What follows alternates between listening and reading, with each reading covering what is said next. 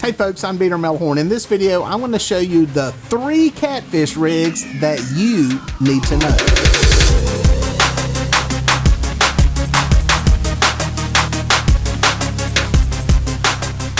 If you're going to go out chasing catfish, you need some kind of a catfish rig. And basically what that is the stuff at the end of your fishing line.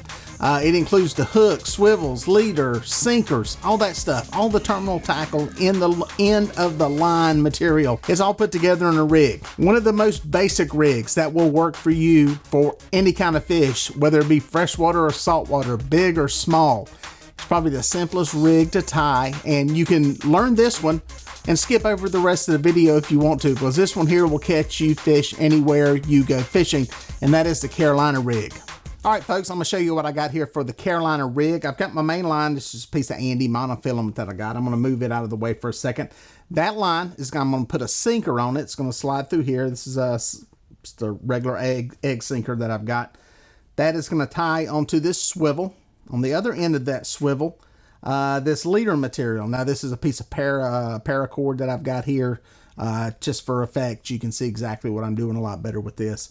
That will tie onto the swivel. The other end will tie onto the hook. So basically what I do is I start with just making a clinch knot on here. Very simple. 3, 4, 5 times around here. I'll go 3 around.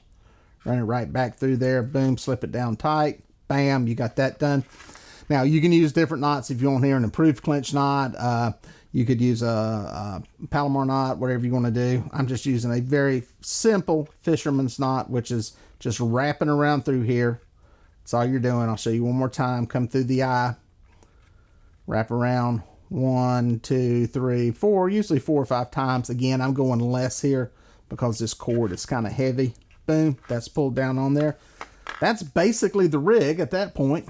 And then what you're going to do is you're going to put this sinker onto your line. Just thread that through there on the egg sinker. Boom, that's on your main line now. You'll tie your main line onto this here. Like that. Again, another clinch knot. Put that back through there like that. Pull it tight. Boom, that is tied in place. Pow. What happens is that hits the bottom. Your rig lays on the bottom with the bait, and that thing is ready to catch fish, guys. That's that simple. That's all there is to it. Main line with a sinker on it, with tied to a swivel. Your leader tied to the other end of the swivel, comes around to a hook. You're set to go. Now, another great rig for fishing underneath the boat and directly adjacent to the boat is the Kentucky rig. The Kentucky rig basically consists of a sinker at one end of the rig. In the middle, you have the hook, and at the top, you have a swivel that is attached to your main line. Now, a lot of guys use this rig straight underneath the boat when they're drifting or when they're anchored to maintain contact with the bottom. You can also use this thing suspended in the middle of the water column. It's a very flexible rig and how you can use it, and it's really easy to tie. You're going to need a pretty long piece of leader material. Again, I've got the orange leader material here so you can see exactly what it looks like. I use for catfish Andy monofilament. You can use fluorocarbon if you want. Something in the 40 to 60 pound range is more than sufficient. You'll need a hook, you'll need a swivel, and you'll need a sinker. Now, the first thing you got to do is you're going to have a sinker at one end of this and a swivel at the other. But what we're going to do first is put us a loop here in the middle. I'm going to show you how to do this little loop knot here that will be very strong. What you're going to do is you're going to make a loop. You're going to make a loop like that. All right. Then you're going to come up with this other piece like that. Now, it's not going to cross over. It's just going to lay right up to it. You're just going to pinch it next to it. What you're going to do is you're going to wrap this around that main piece 3 or 4 times. I'm just going to do it a couple here so you can see what's going on. So you're left with that. Okay. You're going to take this piece and run it back up through there. So it comes out like that. Let go of that. And I use my teeth to pull that down tight. Boom. Now you've got your dropper loop right there to put your hook on. So what you're going to do is you're going to take this little piece right here on your loop, Helps if you make the loop a little bit longer. I made this one kind of short. Run it through there like that till it's all the way up. And then you're going to put the hook back through that loop. Again, if they make these a little bit longer, it's a little bit easier to go through there. But it goes through like that. Then all you're going to do is pull it tight. Boom, you got your hook on there. Then on this end, just tie on, again, approved clinch knot. I go around 5 or 6 times, but again, with this paracord, it's a little bit hard to see. With monofilaments, I use that. Boom, you got that. What you can do on this end, you can just put you a little overhand knot in here. Like that, so you got a loop on this end. Now you can put a snap swivel down here too. I've done that before. But this is nice and easy, so you can swap these out if you need to. Pinch that down again. Run that through the eye. Just like that. Boom. You got that through there. Pow. You got your rig ready to go right there, guys. That's all there is to it. Tie this end, swivel ties onto your main line, and you're good to go. Again, you can make these things as long as you want them or as short as you want them.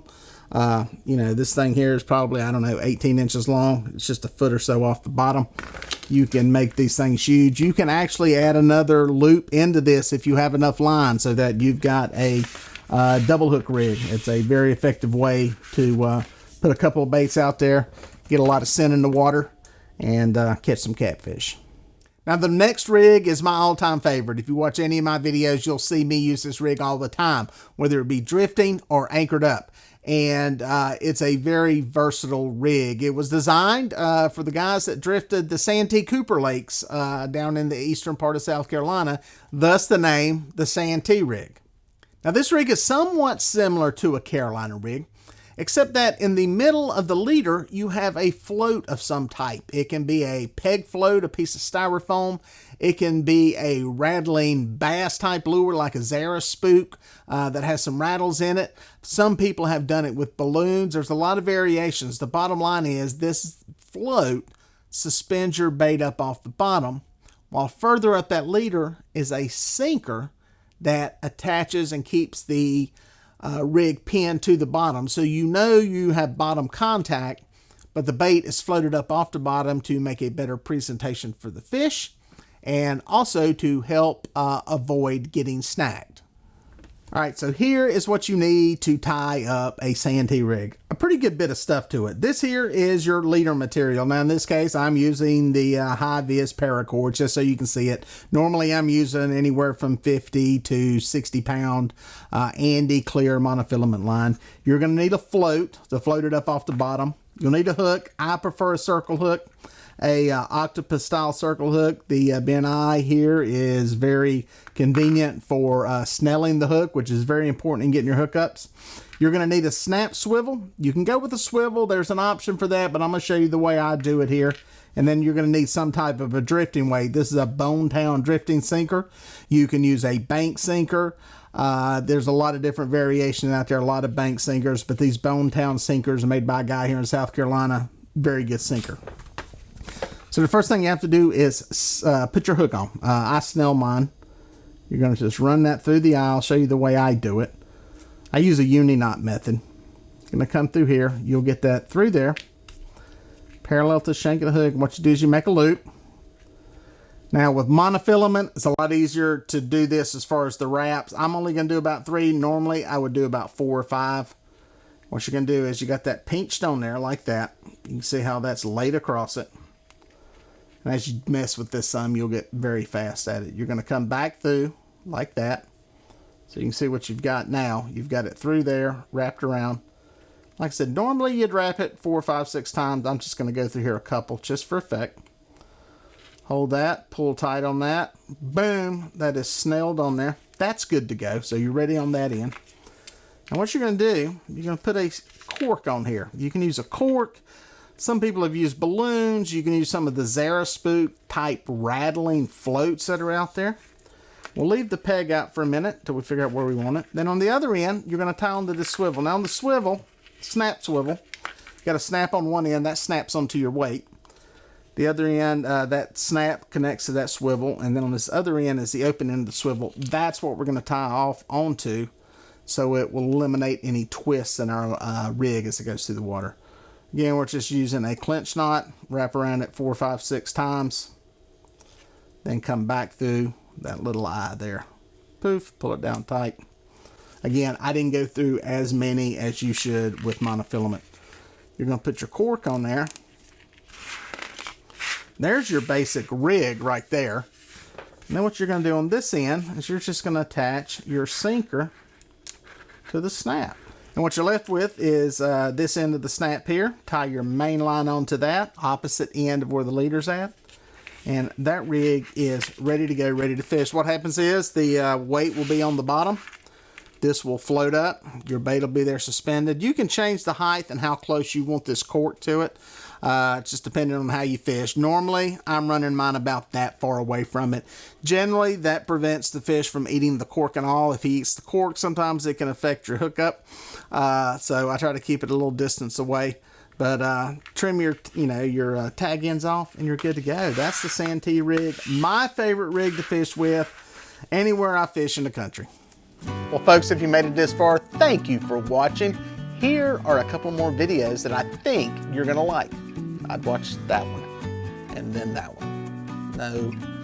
No, do that one first and then that one. I don't know. Just watch them both. They're both good.